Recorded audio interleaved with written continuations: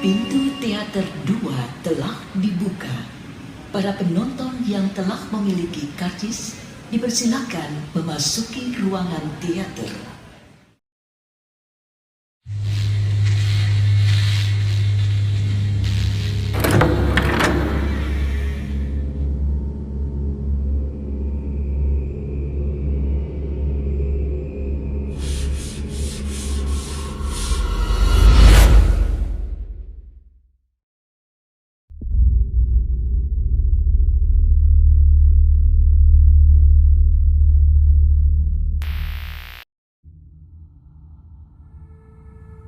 Angin di luaran bertambah kencang. Gua menatap seluruh keadaan sekitar. Tolong, siapapun, penjaga atau leluhur di sekitaran sini. Aku bukan bermaksud untuk mengganggu ketenangan kalian. Ucap gua sambil memeluk diri.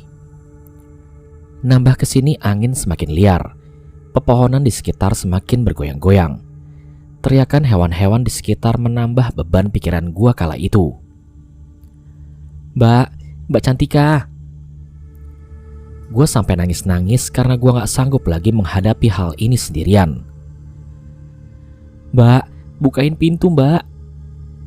Gue coba ngedobrak pintu, namun pintu terbuka dengan sendirinya. Nisa, kamu kok di luar? Gue tatap muka Mbak Cantika dengan perasaan haru. Suwun mbak, suwun. Gue peluk kakinya sebagai tanda terima kasih gue kepada dia. Udah, ayo masuk, kita cerita di dalam. Mbak Nisa menutup pintu dan menyuruh gue duduk di sofa. Ini selimutnya Nis, kamu kenapa sih? Mbak Nisa membawakan selimut untuk menghangatkan badan gue yang kedinginan. Mbak, rumah ini udah gak bagus. Loh, emangnya kenapa? Aku selalu diteror mbak. Teror kenapa? Aku tadi tertidur dan mendapati Vira sedang ngobrol dengan seseorang seusianya. Ketika aku terbangun, Vira udah gak ada di kamar. Lalu aku keluar kamar dan melihat pintu rumah sudah terbuka. Di daun pintu itu ada bekas telapak tangan orang dewasa mbak. Gue jelaskan secara rinci. Kemudian Mbak Cantika mendekati pintu rumah. Di mana bekas telapak tangannya? Ini kok gak ada? Ucap Mbak Cantika. Sontak gue langsung gak deketin pintu itu. Mbak, sumpah aku gak bohong. Bekas telapak tangan itu tadi ada di sini, tepat di sini. Gue sambil nunjukin bekas telapak tangan itu dengan nada meninggi. Mah, Vira mau susu. Terdengar suara anak kecil dari dalam kamar. Tuh, lihat, Vira ada di dalam kamar. Sontak gue hanya termenung. Masa iya sih gue salah lihat? Gue tampar pipi gue. Ini bohong kan? Ini gak mimpi kan? Gue coba nyadarin diri gue. Apa yang terjadi dengan rumah ini? Gue masih namparin pipi gue dengan sangat kencang. Ini pasti bohong. Mana mungkin gue bohong? Jangan bercanda. Mbak Cantika langsung berlari ke arah gue. Astagfirullah, Nisa. Istighfar dok. Mbak, ini bohong kan? Mana mungkin Mbak Cantika gak percaya? Sejak kapan aku diajarkan untuk berbohong? Aku gak pernah bohong mbak. Aku gak pernah berkata di luar nalar. Aku berbicara real dan fakta. Bahwa rumah ini udah gak bener. Rumah ini gak baik-baik saja. Mbak harus percaya itu. Teriak gua kala itu. Nisa, udah dok. Mbak Cantika memeluk gua dan memohon agar segera menghentikan tindakan brutal gua. Vira keluar dari kamar sambil membawa Iren. Gua menatap tajam mukanya. Vira, siapa yang kamu ajak ngobrol tadi? Teriak gua pada Vira. Kemudian Vira langsung berlari dan menutup pintu kamar. Tuh kan, dia lari. Berarti dia sedang mempermainkan kita mbak. Nisa, udah. Kamu jangan lakukan itu. Vira masih kecil. Gak usah lagi diperpanjang. Gua terdiam. Tubuh gua melemas. Mbak, aku minta teh hangat boleh gak? Boleh Nduk, sebentar ya. Mbak Cantika membawakan teh hangat dan cemilan. Ini Nduk, sekarang bersikaplah dengan tenang. Mbak, aku frustasi banget. Aku mau pulang. Aku gak mau di sini terus-terusan. Dok, besok Om Imron datang. Setelah itu tinggal menentukan keputusannya. Apakah kita lanjut atau tidak? 1 hari, kenapa memang? Sebelum akhirnya ditemukan meninggal bunuh diri, para warga menutupi kebenaran faktanya. Karena sesekali menceritakan mereka mendatangi untuk menerornya. Pikir gua agak terbuka. Kemungkinan mereka datang karena kehadiran Om Imron juga. Mungkin sudah terlambat. Om Imron sangat tergesa-gesa menaruh kesepakatan hingga melupakan dampaknya, ucap Mbak Cantika. Gua menyeruput teh hangat dengan pengharapan bisa menghangatkan diri. Sekarang kamu istirahat. Nanti kita masak bareng, oke? Senyum Mbak Cantika. Oke Mbak, aku ke kamar dulu ya. Kalau ada apa-apa, ketuk aja pintunya, ucap Mbak Cantika. Gua langsung menuju kamar. Terlihat di situ Vira sudah tertidur lelap. Gua hanya menaruh iba kepadanya. Jangan sampai ia menjadi bulan-bulanan para sosok itu. Tepat di waktu subuh, Mbak Cantika bangunin gua dan siap-siap untuk sholat berjamaah. Nis, sholat yuk. Iya Mbak. Usai sholat, Mbak Cantika ngajak gua ke dapur. Mbak, aku kemarin bikin nasi, kayaknya udah matang deh, ucap gua ketika Mbak Cantika membuka magicom. Dia kaget karena yang didapatinya adalah bangkai tikus yang besar. Ih, siapa yang naruh bangkai tikus besar di sini? Teriak Mbak Cantika. Bangkai tikus itu termasak hingga bau dagingnya menyeruak ke seluruh ruangan dan membuat gua mual dan juga Mbak Cantika. Mbak, kok bisa? Kamu Nis yang masukin, gila kamu. Sumpah Mbak, aku masukin beras, mana ada bangkai tikus kayak gini. Lalu ini perbuatan siapa? Aku gak ngerti juga Mbak. Gue langsung ambil bangkai tikus itu dengan pencapit gorengan sambil menutupi hidung dan gue masukkan ke dalam bungkus kresek hitam. Buang yang jauh Nis, perut aku mual, ucap Mbak Cantika. Gue buang bungkusan itu ke depan rumah, tepat di depan pohon jati yang berdiri dengan tegak. Nis, kok bisa sih kayak gini? Mbak, kan aku sudah bilang rumah ini udah gak baik. Aku gak ngerti Nis, aku kapok di sini. Kemudian Mbak Cantika menuju kamarnya. Dia merasa sudah tidak nyaman tinggal di rumah ini. Kemudian terdengar ia sedang menelpon Om Imron. Yah, rumah ini kena teror. Kamu kapan pulang? Hah? Lusa? Kamu mau buat kita mati semua di sini? Gila kamu. Aduh, jangan mengada-ngada. Rumah ini baik-baik saja, ucap Om Imron dari ujung telepon. Gua memberanikan diri menuju kamar Mbak Cantika. Namun ketika gua mau mengetuk pintu kamarnya, Mbak Cantika berteriak histeris. Mbak, kenapa? Gua lihat dari bolongan pintu. Paha Mbak Cantika tertusuk dengan pisau. Gua langsung membuka pintunya karena tidak terkunci. Astagfirullah Mbak. Nis, tolongin Mbak. Gue langsung mencabut pisau di paha itu dengan hati-hati agar lukanya tidak menyebar. Kemudian gue ambil kopi untuk menutupi lukanya. Mbak, tahan ya. Kopi ini buat nutupin pendarahannya, biar cepat selesai pendarahannya Mbak, ucap gue. Mbak Cantika masih menahan rasa sakit. Nis, benar kata kamu, rumah ini sedang diteror. Mbak, kenapa pisaunya bisa mengenai paha Mbak? Jadi waktu aku lagi ngupas apel, tanganku bergerak dengan sendiri untuk menghujamkannya tepat di pahaku Nis, ucap Mbak Cantika. Kemudian gue langsung ambil perban dan membereskan sisa kopi itu dengan air hangat. Gue kasih betadin biar lukanya cepat mengering, lalu gue tutup dengan kapas dan perban. Mbak, sekarang kita hanya bisa bertahan. Kemudian terdengar pintu rumah diketuk. Mbak, siapa itu yang datang? Ucap gua pada Mbak Cantika. Udah, gak usah dibuka, Nis. Mbak Cantika menggenggam tangan gue dengan sangat keras.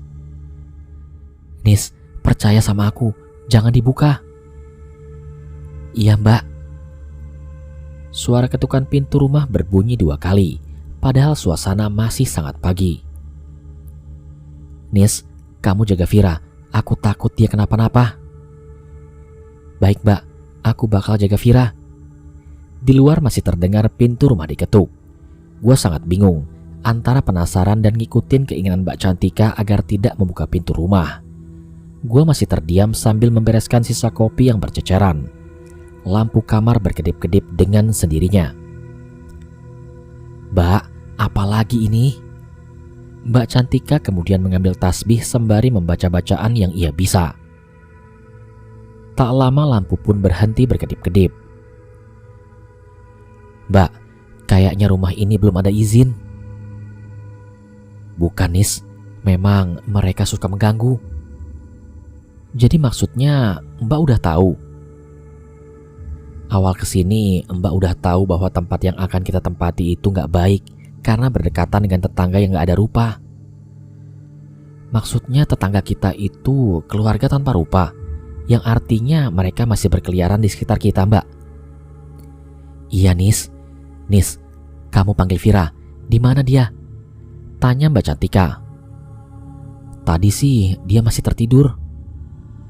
Sekarang coba kamu cek lagi, Nis. Gua segera menuju kamar Vira. Loh, siapa yang ngebuka pintu rumah? Namun gua gak merespon hal itu. Prioritas gua hanya Vira. Vir. Sesaat sebelum gua buka pintu kamar, gua mendapati bekas telapak tangan yang sama. Vira. Dan saat gua buka, Vira sudah gak ada di kamar. Mbak, Vira gak ada di kamar. Teriak gua pada Mbak Cantika. Kemudian Mbak Cantika keluar dari kamar dengan berjalan terpingkal-pingkal. Kenapa, Nis? Viranya mana? Vira hilang, Mbak. Tuh, lihat, di gagang pintu kamar ada bekas telapak tangan kan? Mbak, kita harus segera keluar dari sini. Jangan sampai urusan ini lebih panjang. Jelas gua pada Mbak Cantika. Lah, terus Viranya kemana? Mbak di sini aja. Biar aku yang cari Vira. Aku gak mau Mbak kenapa-napa. Gua anterin Mbak Cantika ke kamar. Lalu setelah itu gua keluar dari rumah. Vir, kamu di mana, Vir? Gua memandangi sekitaran rumah.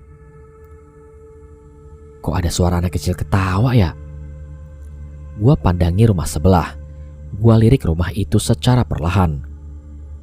Jika Vira kesana berarti keputusanku sudah bulat untuk segera mengakhiri ini, ucapku dalam batin. Gua langsung ke dapur sembari membawa pisau. Kesannya buat jaga-jaga aja sih. Barangkali yang gua maksud itu bisa aja warga sini atau apalah itu. Gua langsung menuju rumah itu sembari membawa pisau.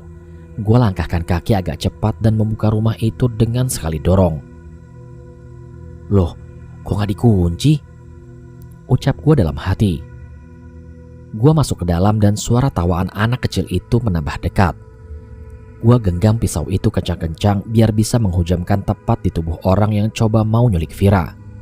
Suara itu menuju pada sebuah kamar yang letaknya berdekatan dengan sebuah cermin besar di luarnya. Gua langsung buka pintu itu. Vira, kamu ngapain main di sini? Tanya gua sembari menariknya keluar. Kemudian gua tatap cermin itu. Gua melihat dengan jelas sosok hitam besar sambil menepuk pundak gua. Ini tangan siapa? Kemudian Vira menarik-narik baju gua.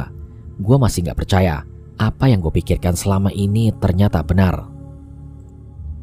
Mbak Nisa, ayo pulang. Lebih baik kamu pulang duluan, sekarang. Aku gak mau, Mbak. Aku gak mau. Cepat, kamu keluar dari sini dan pulang. Vira kemudian menangis. Dia berlari keluar. Gua masih menatap cermin itu. Gua langsung gerakin tangan gua dan berniat memecahkan cermin itu.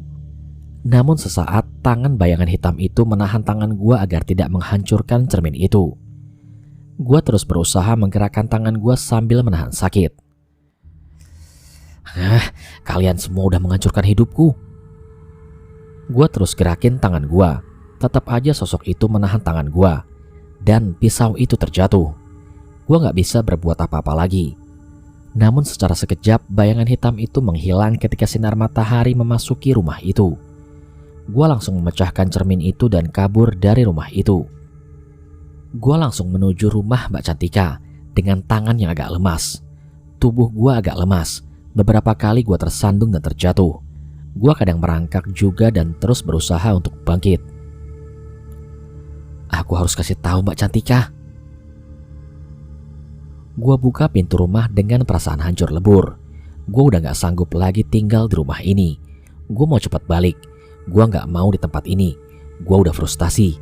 Namun ketika gue baru masuk, gue mendapati Mbak Cantika sedang tertawa sendirian. Mbak, kamu kenapa Mbak? Tanya gue. Gue masih berusaha untuk bangkit. Kadang menyakitkan juga. Mana mungkin gue bisa menyelesaikan masalah ini sendirian. Lalu apa kabarnya dengan kasur yang empuk? Apa kabar dengan selimut yang hangat? Apa kabar dengan udara nan sejuk? Semenjak mengenal tempat ini, rumah ini dan seluruh sosok yang meneror, gue jadi lupa caranya tersenyum. Gue lupa caranya untuk bertahan. Gue lupa caranya untuk menyentuh sentuhan hangat Mbak Cantika. Gue memegangi pintu kamarnya. Nafas gue naik turun. Gue hanya ada dua pilihan. Mati bunuh diri atau menghancurkan mereka semua. Gue buka pintu kamar dengan seluruh tenaga yang tersisa. Sesaat gue menatap tubuh Mbak Cantika. Rambutnya acak-acakan. Bajunya tercoreng dengan darah. Mbak, kamu kenapa? Nisa, aku cantik kan? Gue gak bisa ngomong lagi. Apa yang terjadi dengan semua ini? Gue deketin Mbak Cantika sambil menaruh pisau yang ia pegang di lantai. Gue peluk tubuhnya sembari berkata, Mbak Cantika cantik banget. Sekarang Mbak istirahat dulu ya Mbak. Gue pukul perutnya supaya ia sadar. Mbak Cantika seakan-akan telah mengira gue telah berbuat jahat. Padahal cara itu adalah cara alternatif terbaik untuk menyadarkannya. Nisa, kamu kenapa? Mbak, maafin Nisa. Mbak istirahat, jangan banyak melamun. Kita sudah di ujung hari. Teror semakin mengena di rumah ini Mbak. Kemudian Mbak Cantika pingsan sesaat. Gua menangis. Gua sangat frustasi. Apa yang sebenarnya terjadi dengan rumah brengsek itu? Mengapa penghuni rumah itu mengganggu kami semua? Gua ambil pisau yang ada di lantai. Gua mau interogasi Vira.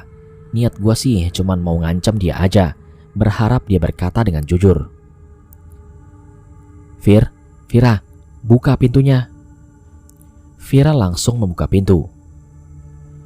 Vira, kamu jawab yang jujur ya.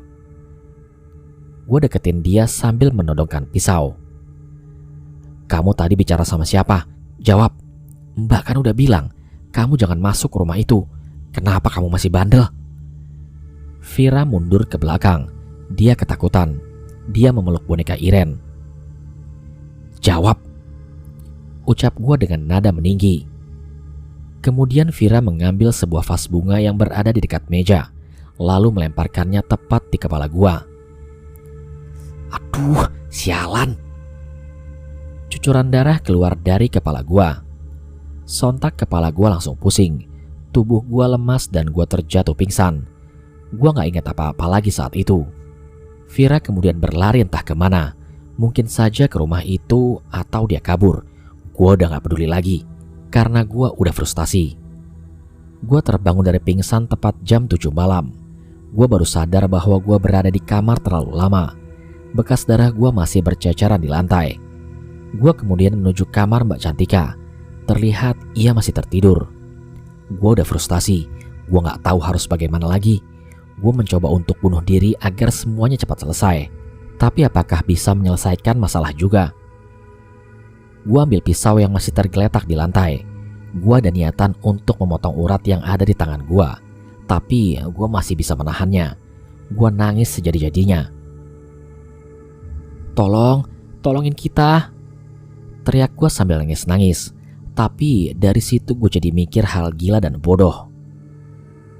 Oh iya, jika mereka berada di rumah itu, berarti gue bakar aja rumah itu. Gue ratain aja dia dengan tanah. Senyum jahat gue. Gue langsung cari minyak tanah di sekitaran dapur. Pertama, gue selamatin Vira, lalu gue bakar aja rumah itu. Gue langsung bawa minyak tanah, korek api juga pisau sebagai senjata utama. Gue menuju rumah itu, dan benar saja, gue mendapati suara Vira sedang ngobrol. Vira, mau keluar nggak? Mbak Nisa bawain oleh-oleh untuk kamu. Ucap gue dari luaran rumah dan Vira langsung keluar dari rumah itu. Mbak Nisa, Mbak mau ngapain? Ucapnya dengan polos. Gue langsung narik dia dan gue lempar tubuhnya hingga terjatuh beberapa meter dari rumah itu. Gue masuk ke dalam rumah itu dan menutupnya dari dalam. Sekarang, mari kita mati bersama-sama. Gue langsung menuju ke ruangan tempat Vira mengobrol dengan teman-teman tanpa rupanya, sembari menyebarkan minyak tanah ke seluruh ruangan. Kamu tahu, aku bosan hidup gara-gara kalian hadir di dalam kehidupanku. Jadi ini adalah perayaan kalian. Sudah siap? Gue sebarkan minyak tanah itu hingga depan pintu rumah. Gue buang dirigen itu dan merogoh kantong untuk mengambil korek gas, lalu menyalakan korek itu.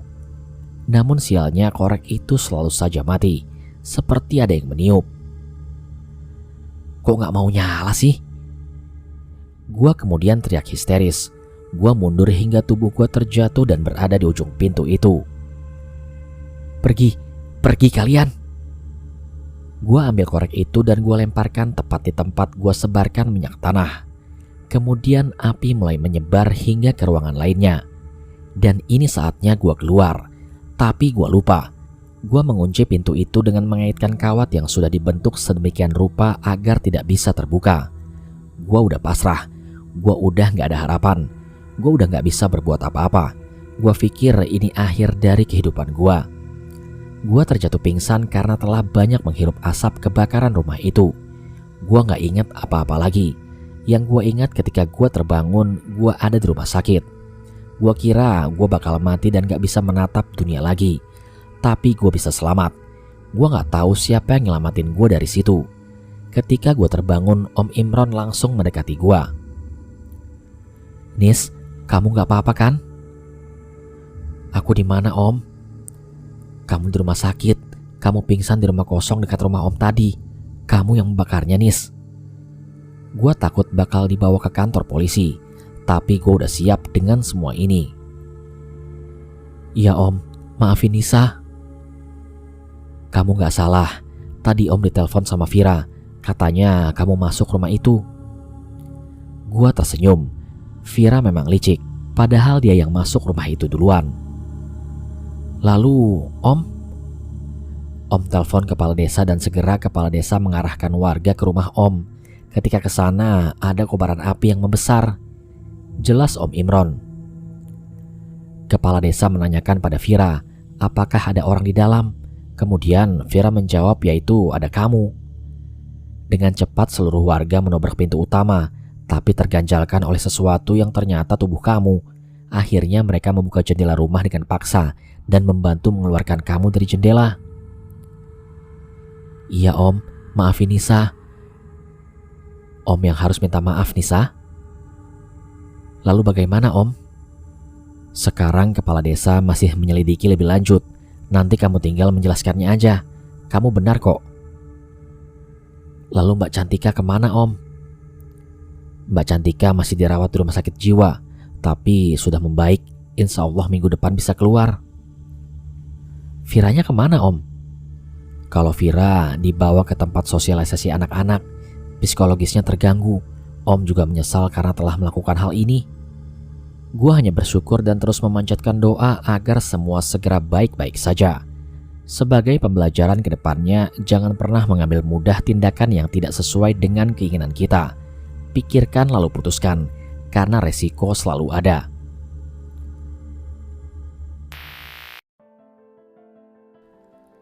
Sekian cerita pada kesempatan kali ini. Terima kasih kepada teman-teman yang sudah menyimak cerita ini dari part 1. Nantikan cerita-cerita selanjutnya di channel Mereka Ada yang pastinya tidak kalah seru. Jangan lupa support channel Mereka Ada dengan menekan tombol subscribe dan menyalakan lonceng notifikasinya. Kalau gitu sampai di sini dulu perjumpaan kita kali ini. Sampai bertemu pada episode selanjutnya. Saya Aldi pamit undur diri dari hadapan kalian. Wassalamualaikum warahmatullahi wabarakatuh.